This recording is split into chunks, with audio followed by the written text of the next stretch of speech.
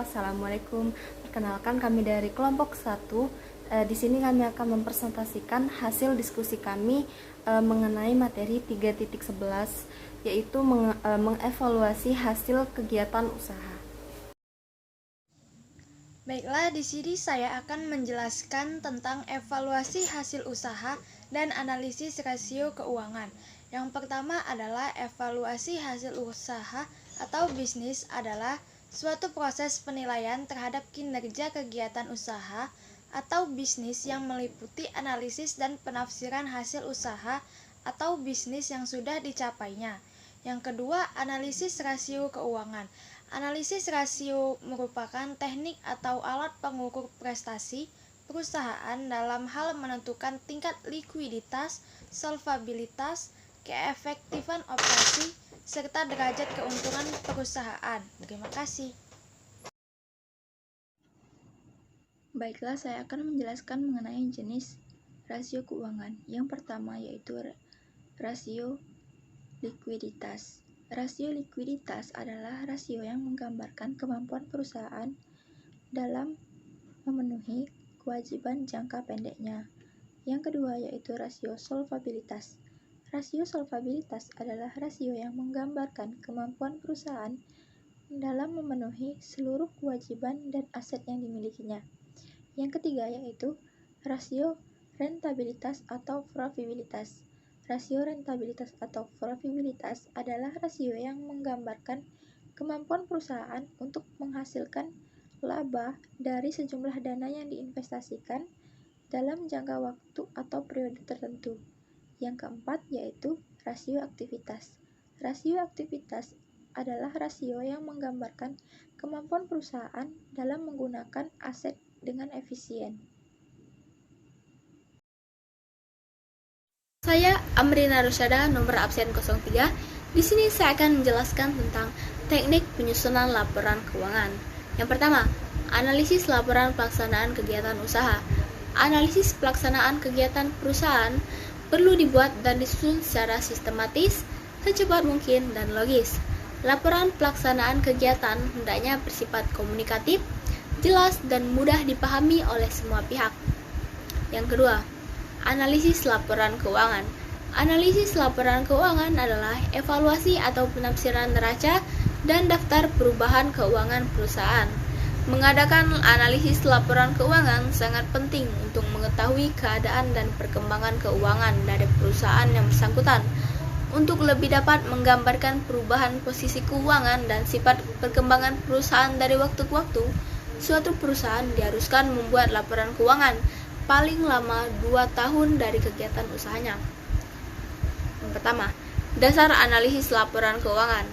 Dasar analisis laporan keuangan itu ada 3. Yang pertama adalah keadaan keuangan jangka pendek, yang kedua keadaan keuangan jangka panjang, dan yang ketiga adalah hasil usaha perusahaan. Yang kedua, kegunaan hasil analisis keuangan.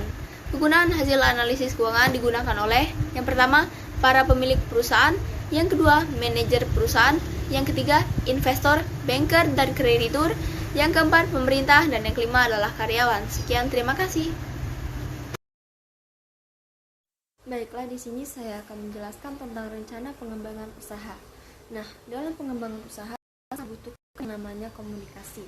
Komunikasi adalah suatu proses penyampaian dan penerimaan pernyataan dan informasi dari seseorang atau badan usaha kepada orang atau badan usaha lainnya. Nah, komunikasi antar badan usaha itu sangat diperlukan, sangat perlu ditingkatkan, terutama dengan rekan, langganan, bahkan dengan saingan. Peningkatan komunikasi antar badan usaha dapat dilakukan secara formal maupun secara non-formal. Contoh komunikasi antar badan usaha secara formal yaitu melalui seminar-seminar bisnis, pelatihan-pelatihan dalam bisnis, dan penataran-penataran yang berhubungan dengan bisnis.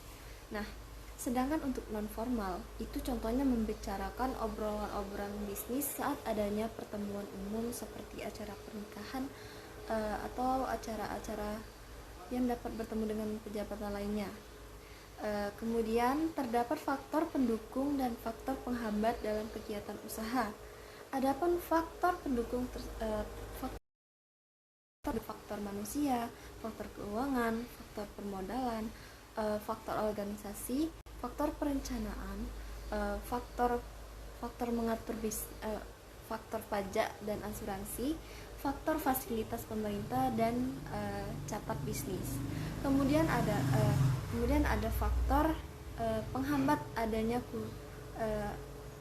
kegiatan usaha, yaitu kurangnya pengalaman dalam usaha, tidak tepat dalam memilih jenis usaha, tidak ada perencanaan usaha yang tepat, atau juga karena keuangan atau permodalan usaha yang masih kurang sekali.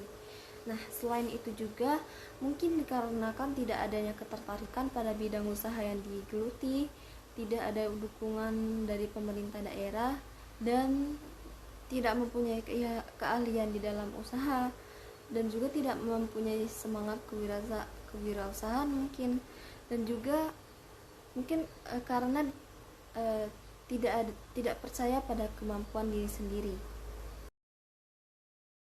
Selanjutnya saya akan menjelaskan tentang rencana usaha. Perencanaan adalah fungsi manajemen yang berhubungan dengan pemilihan visi, misi, dan tujuan, strategi, kebijakan, prosedur, aturan, program, dan anggaran. Selanjutnya saya akan menjelaskan tentang tujuan usaha. Tujuan merupakan pernyataan tentang keadaan yang diinginkan, di mana organisasi atau perusahaan yang bermaksud untuk mewujudkan, dan sebagai pernyataan tentang keadaan di waktu yang akan datang, di mana organisasi sebagai kolektivitas mencoba untuk menimbulkannya. Nah, kesimpulan dari hasil diskusi yang sudah kami sampaikan tadi adalah evaluasi merupakan perbandingan antara dampak nyata dari proyek dengan perencanaan strategis yang telah disepakati. Dengan melakukan evaluasi ini, kita dapat melihat apa yang telah dilakukan dan apa yang telah dicapai, serta bagaimana mencapainya.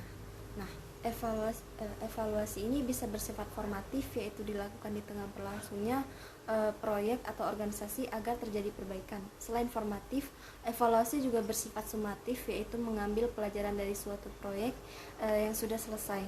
Maka dari itu, kita harus lakukan evaluasi usaha sebelum usaha berada dalam titik yang mengkhawatirkan. Sedini mungkin evaluasi dapat dilakukan, maka ini merupakan tindakan mencegah dari kegagalan usaha. Baiklah, mungkin itu saja yang dapat kami sampaikan mengenai materi 3.11 ini. Lebih kurangnya kami mohon maaf, dan semoga apa yang kami sampaikan tadi dapat bermanfaat untuk kalian dan untuk Ibu Nyimas Arlaini dan teman-teman sekalian. Atas perhatiannya kami ucapkan terima kasih. Wassalamualaikum warahmatullahi wabarakatuh.